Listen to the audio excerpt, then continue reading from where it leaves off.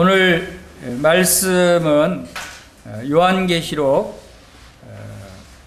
3장, 요한계시록 3장 7절에서 13절 사이의 말씀을 함께 묵상해 보는 시간을 갖겠습니다. 요한계시록 이제 8번째 말씀을 전하게 됩니다. 주님께서 계시고서 이 요한계시록을 통해서 오늘날 마지막 시대를 살고 있는 우리들에게 합당한 말씀으로 인도하심을 생각할 때 감사를 드립니다. 요한계시록 3장 7절부터 13절까지 말씀을 우리 다 같이 크게 함께 읽겠습니다. 시작. 빌라델피아 교회의 사자에게 편지하라. 거룩하고 진실하사 다윗의 열쇠를 가지시니 곧 열면 닫을 사람이 없고 닫으면 열 사람이 없는 그가 이르시되, 볼지어다 내가 내 앞에 열린 문을 두었으되 능히 닫을 사람이 없으리라. 내가 내 행위를 아노니 네가 작은 능력을 가지고서도 내 말을 지키며 내 이름을 배반하지 아니하였도다. 보라, 사단의 회당 곧 자칭 유대인이라 하나 그렇지 아니하고 거짓말하는 자들 중에 몇을 내게 주어 그들로 와서 내 발 앞에 절하게 하고 내가 너를 사랑하는 줄을 알게 하리라. 내가 나의 인내의 말씀을 지켰은즉 내가 또한 너를 지켜 시험의 때를 면하게 하리니 이는 장차 온 세상에 임하여 땅에 거하는 자들을 시험할 때라. 내가 속히 오리니 내가 가진 것을 굳게 잡아 아무도 내 면류관을 빼앗지 못하게 하라. 이기는 자는 내 하나님 성전의 기둥이 되게 하리니 그가 결코 다시 나가지 아니하리라. 내가 하나님의 이름과 하나님의 성 곧 하늘에서 내 하나님께로부터 내려오는 새 예루살렘의 이름과 나의 새 이름을 그 이 위에 기록하리라. 귀 있는 자는 성령이 교회들에게 하시는 말씀을 들을지어다. 아멘.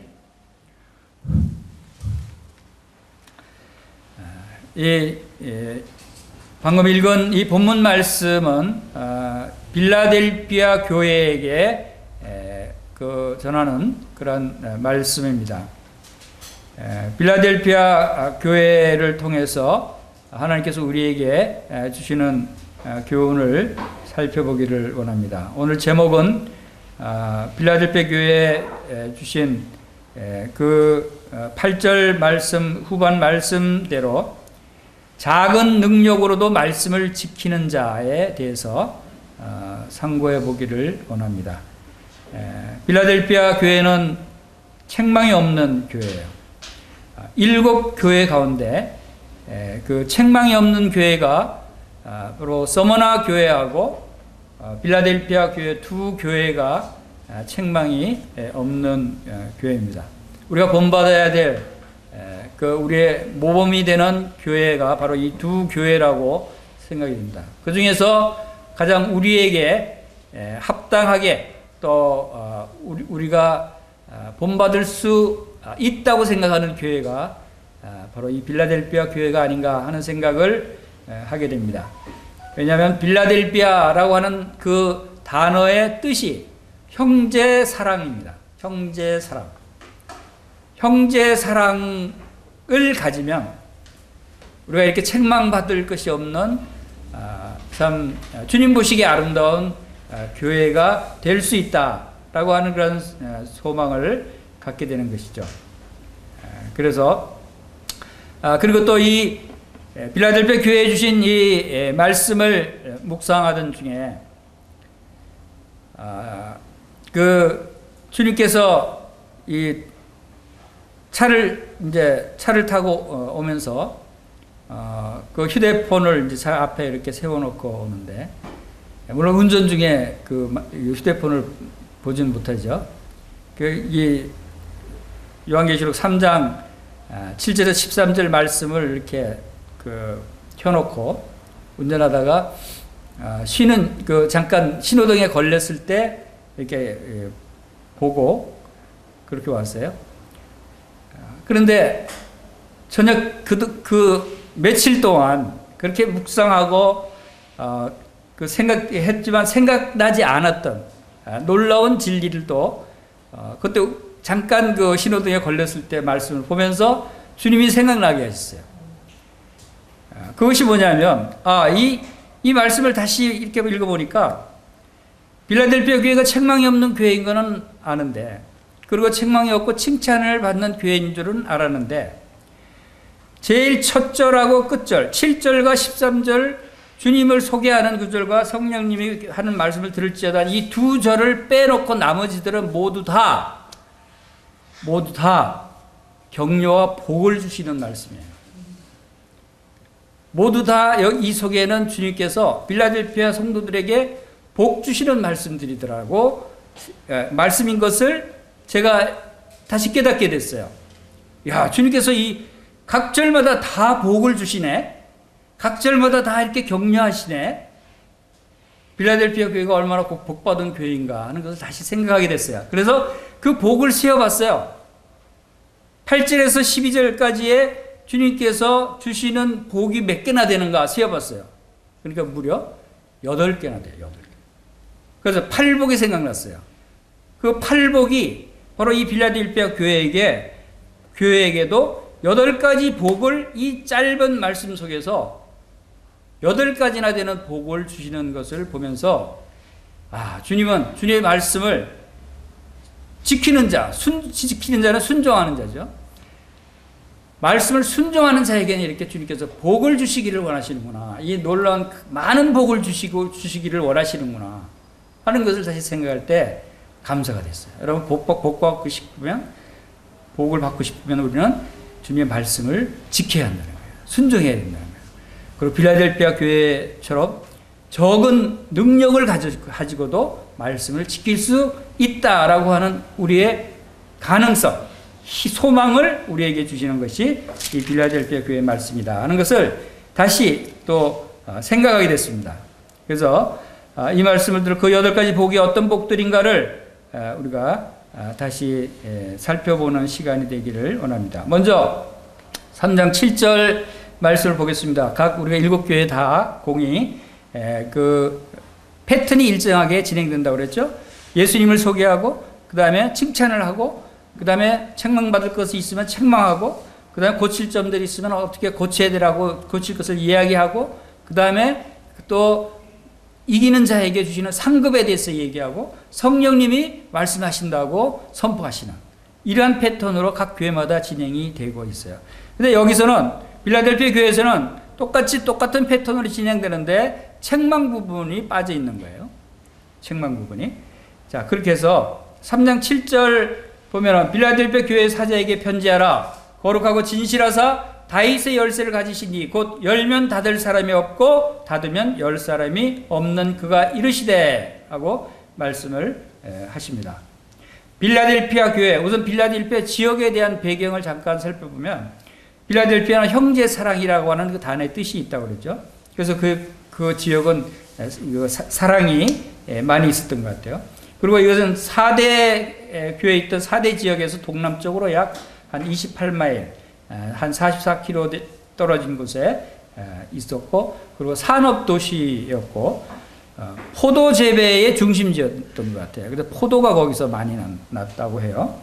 그래서 이 포도가 많이 나니까 포도주를 많이 담궈서 즐겨 먹는 그러한 지역이었어요. 그래서 그들이 숭배하는 신도 디오니소스라고 하는 주신, 술신을 숭배를 했다고 합니다.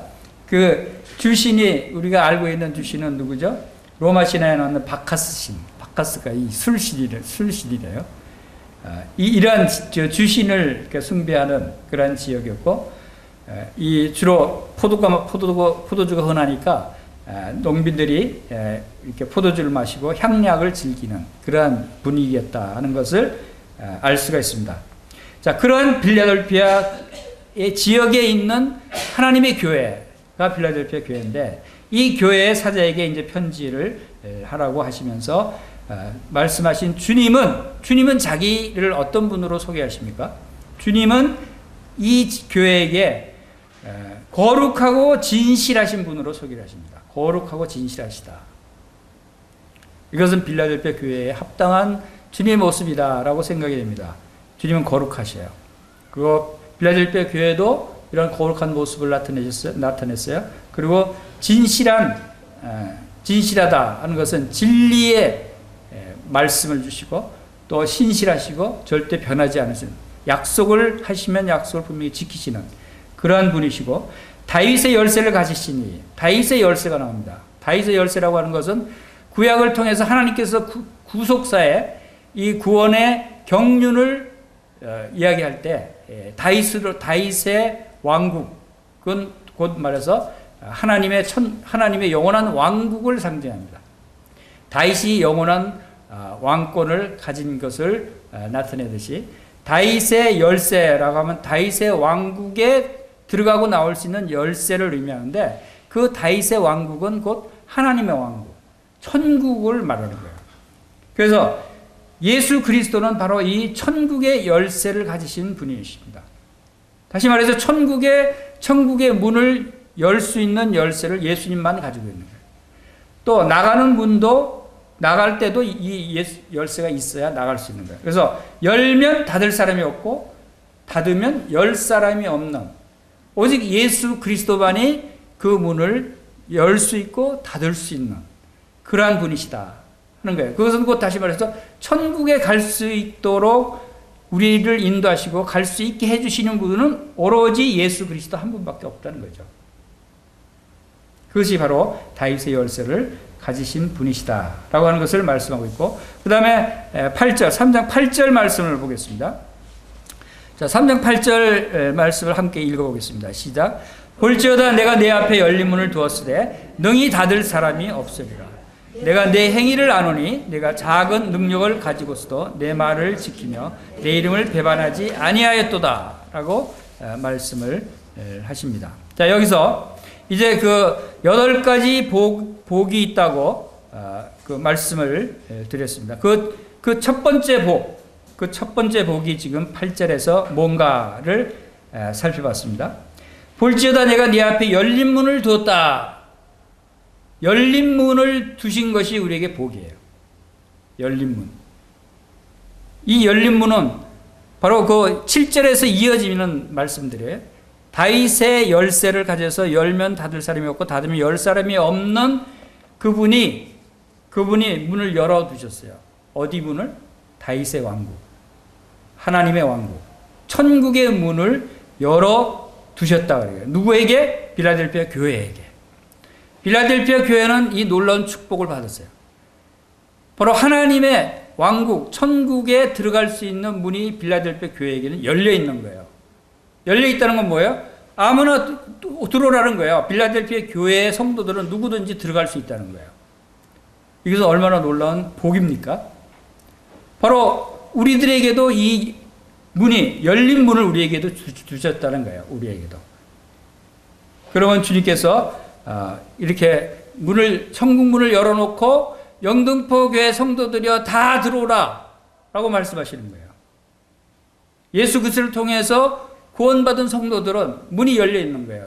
천국에 들어갈 수 있는 문이. 그래서 다 내게로 오라. 내가 너희를 쉬게 하리라. 영원토록 영원한 생명을 얻고 영원토록 영생 복락을 누리도록 내가 너희들을 쉬게 하겠다 라고 하는 말씀이 바로 이 열린 문이다 라고 하는 것입니다. 다 열렸어요. 여러분 만약에 길거리 가다가 저 국민은행 본점 앞을 지나가는데 본점 앞에 문이 다 열려 있고 그 안에 또 금고문도 다 열리고 안에 크게 써놨어요. 자, 금고문도 다 열려 있으니까 금고 안에 있는 모든 돈, 현금, 보석 다 마음대로 여러분들이 자유롭게 가져갈 수 있습니다. 문이 다 열려져 있습니다. 가져가도 자유입니다. 라고 열어놨어요. 그럼 여러분은 어떻게 하시겠어요? 예. 가져가라네? 들어가야지. 들어가서 가져서 내가 갖는 거야. 근데 못 들어가는 사람이 있어요. 에이, 설마. 믿을 수가 없어, 저거. 괜히 들어가면 잡아가게. 그 금고 속에 들어간다고 잡아가면 어떡해. 믿지 못하는 사람은 못 들어가서 못 가져가는 거예요. 그러나 그 공고문을 믿는 사람은 야, 이거 웬 떡이야? 가서 얼른 가져야지 하고 들어가는 거예요. 금고문이 열려져 있는데 안 들어가는 건 바보잖아요. 천국문이 열려져 있어요. 천국문이. 예수님이 누구든지 다 오라고, 예수님께로 오라고 열어놨는데도 안 오는 사람들이 있다는 거예요. 얼마나 바보예요. 왜 안 와요, 그 사람들이? 예수님 말씀을 못 믿는 거예요. 에이, 설마 아니. 그런 게 어딨어. 천국이 어딨어. 그 안에 금고에 뭐 돈이 어딨어. 거짓말이겠지. 빈 금고문을 열어놓겠지.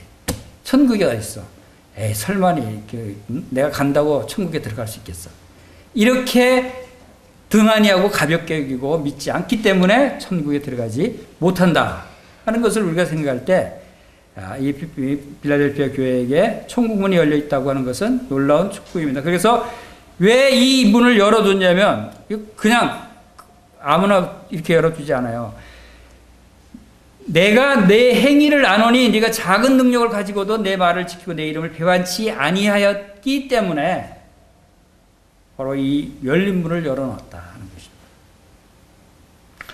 이것이 예수님은 여기서 각 교회마다 다 이 동일하게 내 행위를 아노니 내 행위를 안다 계속 이 말씀을 하시죠. 주님은 다 하셔요. 어떤 데는 그런 생각이 들었어요. 빌라델피아 교회에 대한 말씀을 묵상하면서, 아니 뭐 구체적으로 뭐를 잘했다고 칭찬을 뭐 많이 하신 것도 없어요. 예를 들어서 에베소 교회는 칭찬한 부분이, 책망도 있었지만 칭찬한 부분이 많았죠. 행위와 수고와 인내와 악을 미워하고 진리 확고하고 인내와 열심을 내고 니골라당 행위를 미워하고 이런 잘한 일들을 막 나열을 했어요. 그죠? 그리고 이제 책망할 것은 없는, 그렇지만 넌 첫사랑을 버렸다 라고 책망을 했어요. 그러니까 잘한 것들이 많이 있는 것을 이렇게 나열한 것을 보는데, 빌라델피아 교회는 잘한 것을 많이 나열하지도 않았어요. 뭘 잘했는지도 잘 모르겠어요. 그렇죠? 단 한 가지, 적은 능력을 가지고 내 말을 지켰다. 이걸로 끝이에요. 그런데 여기에 모든 것이 다 담겨져 있다는 거예요. 그리고 주님이 다 아신다 그랬잖아요. 내 행위를 다 안다. 주님이 아신다는 것은 행한 일도 다 알고, 네가 잘못이 있는 것도 내가 찾아봤고, 다 보니까 너는 참 잘못이 없더라. 그리고 다른 교회들처럼 많이 칭찬을 많이 나열하지 않은 것은 내 말을 지켰다라고 그 한마디로 다 포함이 되어버린 거예요. 모든 칭찬이 다 거기에 들어가 있는 거예요. 우리 하나님 말씀을 순종하면 그걸로 끝이에요. 뭐 이것하고 저것하고 그렇게 나열할 필요가 없는 거예요. 하나님 말씀의 모든 것이잖아요. 그 모든 것을 다 지키고 순종했다 라고 한마디만 할 수 있으면 바로 빌라델피아 교회처럼 이 놀라운 그 복을 받을 수 있다라고 하는 것을 알 수가 있습니다. 그래서 내 행위를 안다. 주님은 다 하시는 거예요. 빌라델피아 교회에 어떤 그 많은 칭찬할 일들이 있는가도 다 아시고, 자 여기서 내 말을 지켰는데 내가 많은 능력을 가졌기 때문에 말을 지켰다가 아니라 내가 작은 능력을 가지고서도 내 말을 지켰다 하는데 큰 가치가 있는 거예요. 작은 능력. 우리는 때로는 내가 순종하지 못하는 건 내가 능력이 없어서, 말씀에 대한 지식도 부족해, 또 가진 게 없어서 남을 도와주지도 못해, 많이 배우지 못해서 가르칠 수도 없어.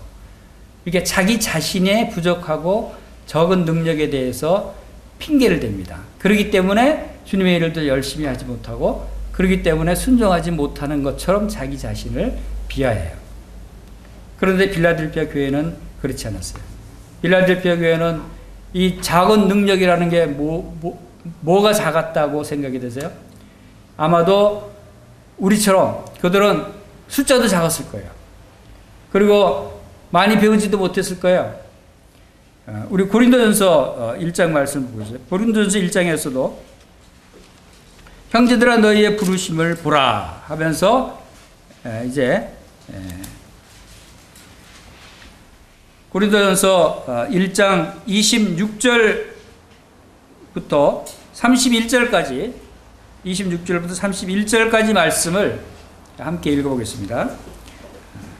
고린도전서 1장 264조 시작. 형제들아 너희를 부르심을 보라. 육체를 따라 지혜로운 자가 많지 아니하며 능한 자가 많지 아니하며 문벌 좋은 자가 많지 아니하도다. 그러나 하나님께서 세상에 미련한 것들을 택하사 지혜 있는 자들을 부끄럽게 하려 하시고 세상에 약한 것들을 택하사 강한 것들을 부끄럽게 하려 하시며 하나님께서 세상에 천한 것들과 멸시받는 것들과 없는 것들을 택하사 있는 것들을 폐하려 하시나니 이는 아무 육체도 하나님 앞에서 자랑하지 못하게 하려 하심이라. 너희는 하나님으로부터 나서 그리스도 예수 안에 있고 예수는 하나님으로부터 나와서 우리에게 지혜와 의로움과 거룩함과 구원함이 되셨으니 기록된 바 자랑하는 자는 주 안에서 자랑하라 함과 같게 하려 함이라. 바로 빌라델피아 교회도 바로 이런 그 모습이었던 것 같아요. 그들이 이 세상적으로 볼 때 지혜로운 자가 많지 않고 또 능한 자도 많지 않고 문벌 많이 배운 사람도 많지 않고 세상적으로 볼 때는 뭐 별 볼 일 없는 그런 사람들이었을 거예요. 그리고 세상에서 근데 하나님께서는 바로 이러한 부족하고 미련한 자들을 택해서 약한 것들을 강하게 약한 자들을 택해서 강한 자들을 부끄럽게 하시는, 우리가 비록 능력이 없고 재물이 없고 또 많이 배우지도 못하고 할지라도 주님께서는 우리 안에서 주님의 능력으로 역사하시면 주님께서 행하신다는 것이죠. 우리가 성경에도 많은 부분에서 그런 적은 능력으로 큰 일을 행하고 큰 승리를 거둔 그러한 사례를 우리가 많이 생각할 수 있죠. 아브라함이 그 네 왕의 연합군대가 쳐들어와서 이제 롯에 있던 그 소돔성을 탈취해서 롯을 포로로 잡아가고 했을 때 단지 318명의 군사를 이끌고 가서 그들을 다 쳐부수고 롯을 구출해내는 그러한 일을 볼 때도 얼마 되지 않는 병력으로 그 많은 군대를 이기고 돌아온 아브라함의 경우도 있죠. 우리가 잘 아는 기드온의 300 용사의 이야기를 잘 합니다.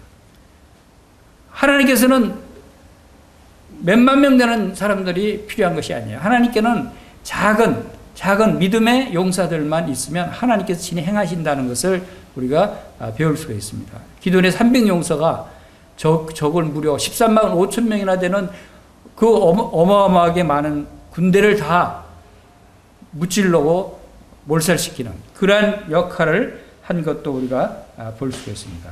그래서 주님께서는 신약교회에서 사도 바울을 통해서도 이러한 사도 바울의 연약한 부분을 통해서 주님께서 강하게 하시고 또 큰 일을 이루시는 그러한 모습들을 우리에게 나타내 보이셨어요.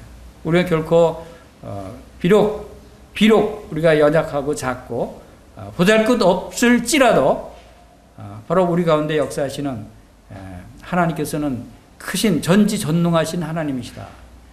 주님의 말씀을 우리가 지킬 수 있는 능력, 그것이 어디로부터 하냐면 바로 성령으로부터 오는, 성령으로 말미암아 우리가 주님의 말씀을 순종할 수 있도록 주님께서 큰 권능으로 함께 하신다.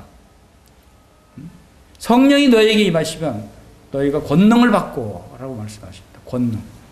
우리의 능력이 아니라 하나님의 권능이 우리에게 온다는 것을 말씀하고 있습니다. 그래서 고린도후서 4장 6절에서도 빛이 있으라 하심에 빛이 있게 하셨던 그 하나님께서 예수 그리스도의 얼굴에 있는 하나님의 영광을 아는 빛을 우리에게 비추셨느니라 그랬어요.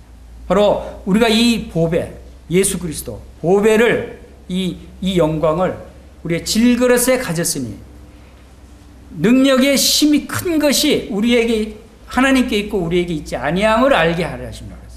능력의 힘이 큰 것은 바로 하나님께 있다는 거예요. 우리에게 있지 않다는 거예요. 왜?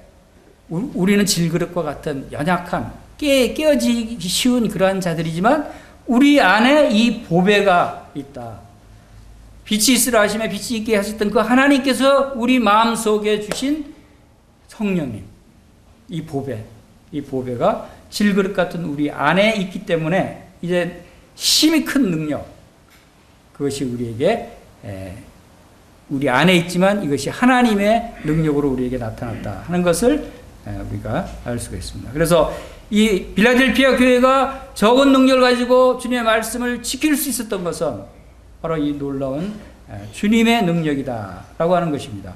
그래서 사도 바울도 육체의 가시를 안고 있었어요. 그러나 그 가시를 없애달라고 3번이나 기도했지만 주님께서 네 은혜가 내게 족하다라고 말씀을 하시고 그것을 갖고 있도록 하신 것은 바로 사도 바울로 하여금 자고하지 않도록, 그리고 사도 바울이 연약할 때 온전하게 되고 약할 때 강해진다고 하는 그러한 사실을, 그런 진리를 깨닫게 하기 위해서 사도 바울에게 그 가시를 안고 살아갈 수 있도록 주님께서 행하셨다는 것을 우리가 볼 수가 있습니다.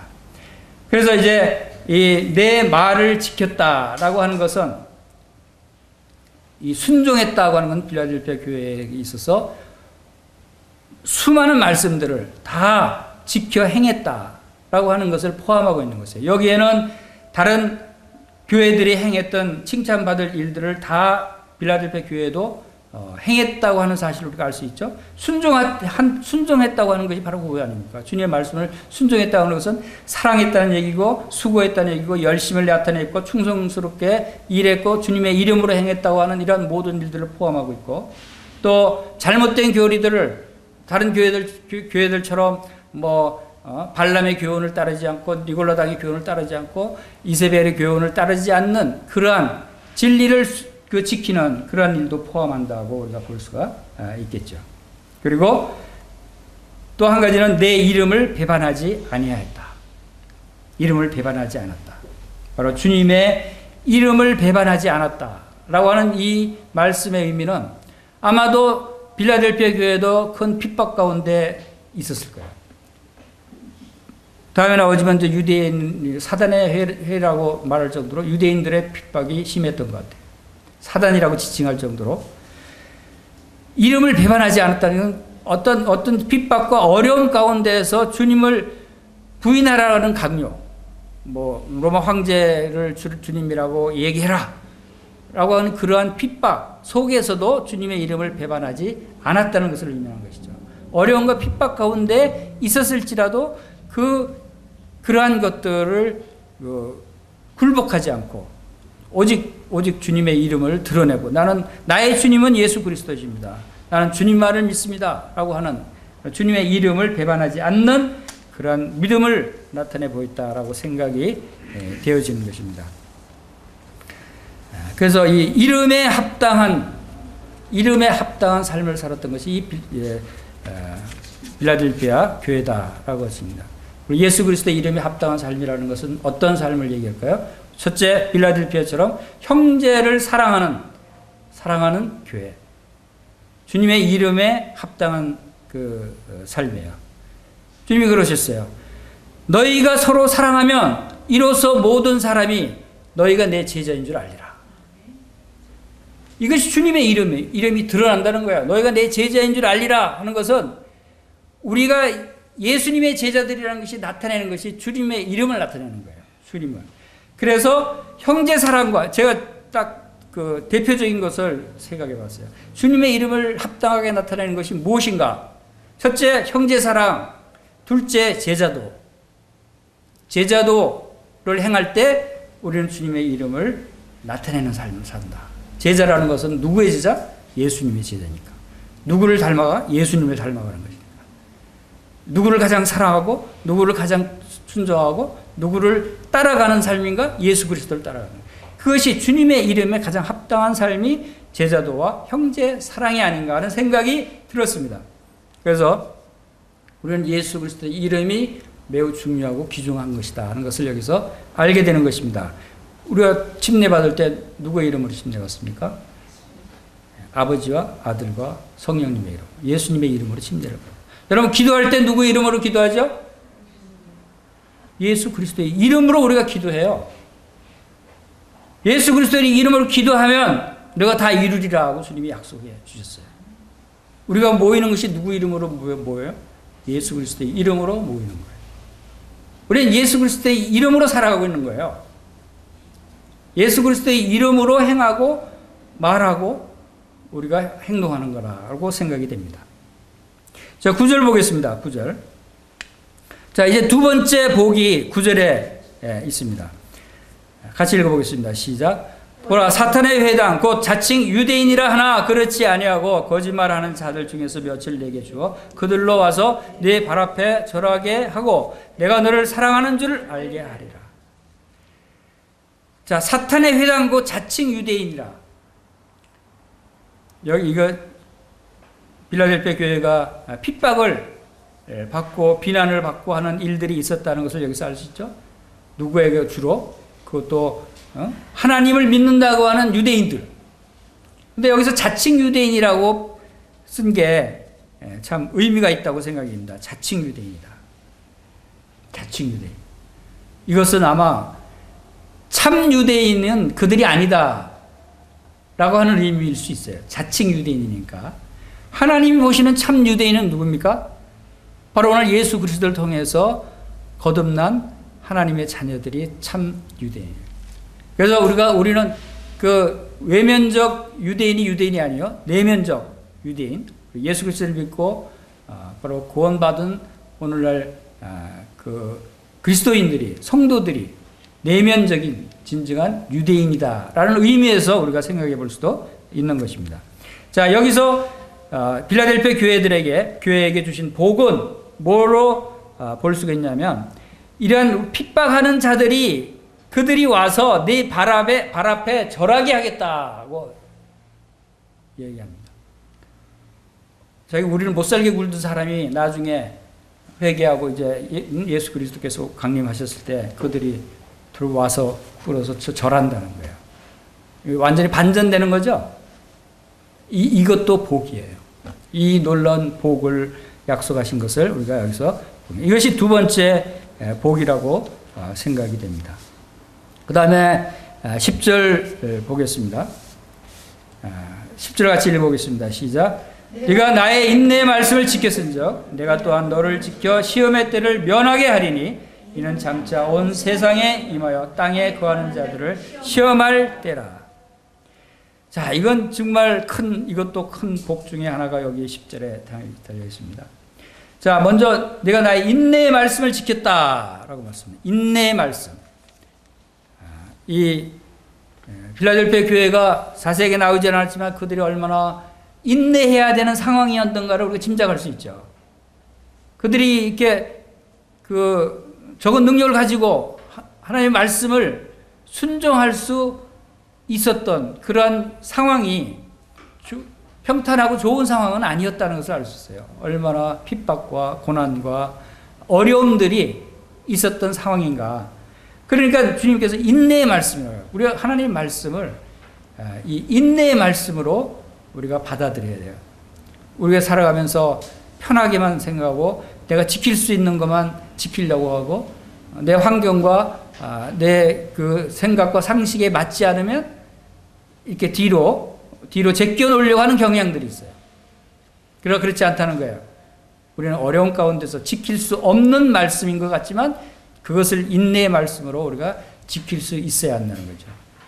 그것이 우리의 이 말씀을 지킴으로써 내가 이 세상에서 어려움을 당하고 물질적으로 손해를 보고 여러 가지 상황에서 피해를 입을지 모른다고 생각이 돼도 그러함에도 불구하고 그것을 감내하고 인내하면서 이 말씀을 순종해야지.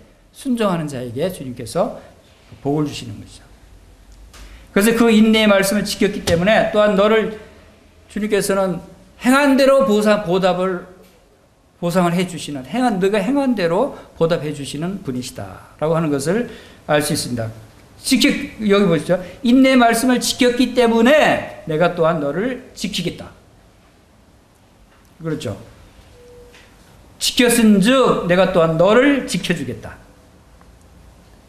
주님은 결코 우리의 행한 모든 일들을 그냥 흘려보내지 않으세요. 꼭 거기에 합당한 상급을 주신다는 것입니다. 그게 무엇이냐면 시험의 때를 면하게 하리니, 이 시험의 때는 놀랍게 바로 마지막 때에 일어날 대환란을 말씀하고 있는 거예요.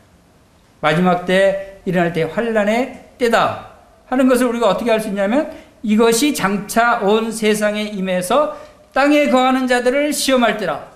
땅에 거하는 자들, 땅에 거하는 모든 사람들을 심판할 때라는 거예요. 그것이 바로 이제 마지막 때 주님께서 이 땅을 심판하실 때 임하게 될 그러한 시험을 면하게 해주겠다는 거예요. 면하게. 그래서 이 말씀을 통해서 여러 가지 좀 논란은 있습니다. 환란 전 휴거 아니면 환란 후 휴거 이렇게 견해들이 여러 견해들이 있는데 성도들은 환란 전에 휴거된다. 봐라.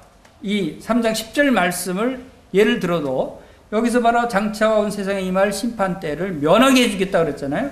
그러니까 환란 전에 휴거되는 것이다 라고 주장하는데 어떤 사람들도 이 면하게 한다는 것은 환란 중에 보호해 준다는 뜻이다. 이렇게 해석하는 사람도 있어요. 그러나 물론 각자가 다 분별이 다르겠죠. 그러나 저의 분별은 분명히 면하게 해주겠다는 것은 면하다 하는 건 그것을 당하지 않게 해주겠다는 거거든요. 당하면서 지켜준다? 그것은 말하기가 좀 힘든 상황이에요. 왜냐하면 대환란 때는 당하지 않을 수가 없어요. 다 당해야 돼요. 시험을. 거기서 안 당할 수가 없어요. 안 당하면 그 세상을 떠나야 되는 거니까.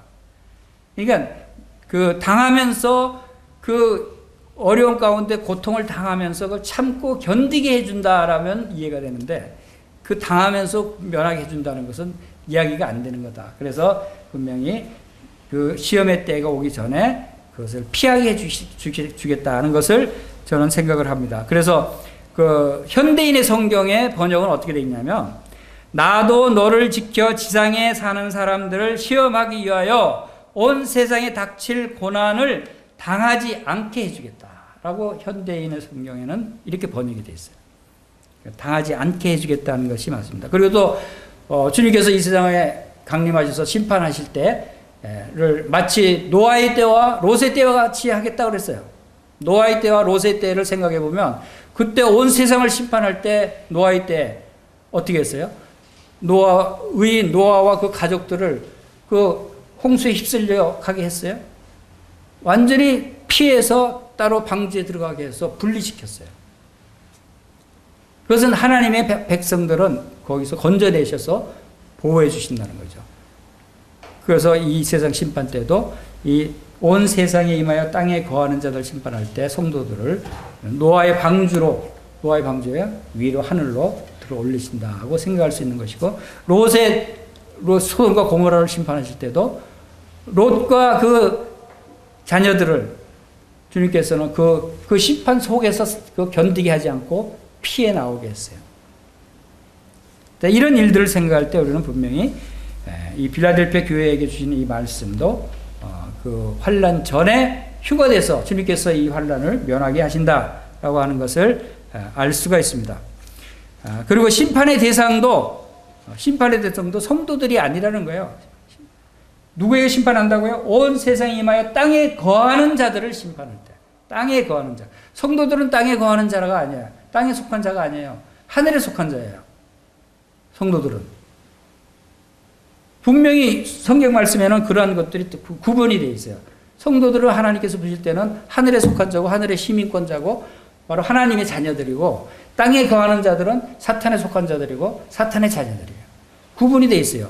심판하신다고는 심판의 대상은 땅에 속하는 자들에게 심판하신다는 말씀이지 성도들의 심판은 아니라는 거죠. 이런 측면에서 바로 우리가 환란 전에 휴거될 수 있다라고 하는 것을 알 수가 있습니다. 이런 놀라운 복을 주셨고 이제 또 11절 보겠습니다.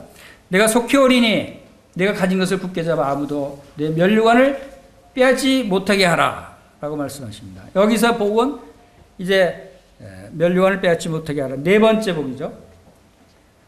면류관이 주어졌다는 거예요. 이미 빌라델피아 교회에게 면류관이 주어졌다는 거예요. 놀랍죠?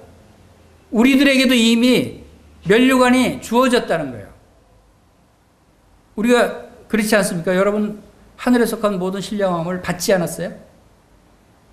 생명과 경건에 속한 모든 것을 이미 다 받지 않았어요?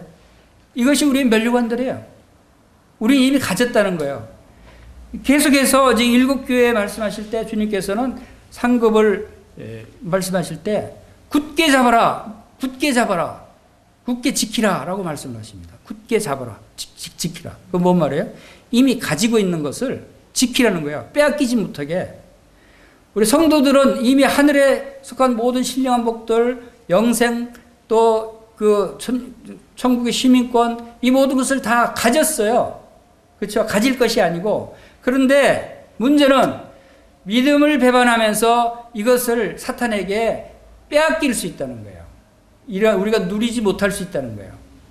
그래서 영생을 취하라 라고 하는 것도 영생을 가진 자가 영생을 누리지 못하고 빼앗길 수 있다는 거예요. 왜? 믿음을 버리고 사탄을 쫓아가면, 믿음을 배반하면. 그래서 지금 아무도 네 면류관을 빼앗지 못하게 하라 라고 하십니다. 가진 것을 굳게 잡아서. 우리도 이렇게 우리의 믿음을 굳게 잡을 필요가 있는 거예요. 주님께서 우리에게 바로 이러한 우리에게 주신 것을 방어하라는 것이에요. 방어하라. 하나님의 전신갑주에 대해서 에베소서 6장에서 말씀하셨죠. 영적인 싸움을 싸우기 위해서 하나님의 전신갑주를 입는데 이 전신갑주가 다 무슨 갑옷이냐면 방어용이에요. 방어용. 바로 진리의 허리띠, 의의 흉배, 구원의 투구, 또 믿음의 방패, 복음의 평안의 신발, 성령의 검, 이게 다 뭐예요? 공격용이 아니고 방어용으로 우리에게 주시는 거예요. 우리 몸을 보호하라고. 왜? 우리를 보면 우리는 이미 이러한 면류관들, 하늘에서 속한 모든 것들을 다 가졌기 때문에 빼앗기지 말고 지키라는 거예요. 지키도록 전신갑주를 우리에게 주셨다는 거예요. 그래서 네가 가진 것을 굳게 잡아라 하는 거예요. 지금 우리는 가진 것을 굳게 잡아야 돼요. 이것을 흘러 떨어져가게 해서는 안 된다는 것이죠. 자, 이제 12절 보겠습니다. 자, 12절에서는 바로 이 복이 4가지 복이 한꺼번에 들어가 있어요. 4가지 복이. 12절 같이 읽겠습니다. 시작. 이기는 자는 내 하나님의 성전의 기둥이 되게 하리니 그가 결코 다시 나가지 아니하리라. 내가 하나님의 이름과 하나님의 성 곧 하늘에서 내 하나님께로부터 내려오는 새 예루살렘 이름과 나의 새 이름을 그 위에 기록하리라. 이기는 자, 승리하는 자는 바로 하나님의 성전의 기둥이 되게 하리니. 지금 빌라델피아 교회는 승리하고 있어요? 승리하지 않고 있어요? 승리하고 있어요. 이미 그 면류관을 주어졌다고 그랬어요. 그래서 그 받은 면류관들을 꽉 잡으라는 거예요. 그런데 또 이기는 자에 대해서 이미 이겼기 때문에 이긴 자에게 이러한 것들을 주신다. 그래서 너희들도 그 받은 면류관들을 굳게 잡으라는 거예요. 이 면류관들이 바로 뭔가 하면 하나님의 성전의 기둥이 되게 한다. 야, 이 말씀 보면 참 감격스러워요. 하나님의 성전, 그것도 이 땅에 있는 성전이 아니고 하늘의 성전인데 하늘의 성전이 얼마나 어마어마하고 굉장하고 감히 아무나 갈 수 없는 곳인 것 같은 그런 하나님의 성전인데 거기에 기둥이라는 것은 가장 그 건물의 가장 중요한 부분 아니에요. 이 건물의 가장 중요한 부분이 기둥이 되시지. 그 기둥이 되게 하겠다는 거예요. 이것은 바로 이 우리 성도들로 하여금 이 하나님의 성전을 세우겠다는 거예요. 성도들이 건축의 자제들이 돼서. 우리가 지난 시간에도 어린 양의 신부의 옳은 행실을 통해서 새 예루살렘 성이 단장된다. 바로 새 예루살렘 성이 우리들의 옳은 행실로 아름답게 지어져 간다 하는 말씀을 찾아봤어요. 바로 그러한 말씀이에요. 성전의 기둥이 되게 하겠다. 근데 이제 이 성전 기둥에는 이 건물을 지탱해주는 중요한 기둥도 있지만 이때 당시에 또 건물 지탱하는 기둥이 아닌 따로 기둥만 이렇게 세우는 경우가 있어요. 왜 무슨 목적으로 세우냐면 무슨 공고판을 붙이기 위해서 기둥에 이렇게 공고문을 쫙 붙여서 많은 사람이 볼 수 있게 하는 그런 기둥만 이렇게 세우는 경우도 있어요. 그런 기둥이 될 수도 있어요. 근데 여기서 지금 이제 그런 기둥일 가능성도 있는 것이 그 기둥에다가 그 세 가지 이름을 새겨 주신다는 거예요. 그래서 지금 여기서 첫 번째 복은 성전의 기둥이 된다고 하는 복이고, 두 번째 복은 그 기둥에 하나님의 이름을 새겨 주신다는 거예요.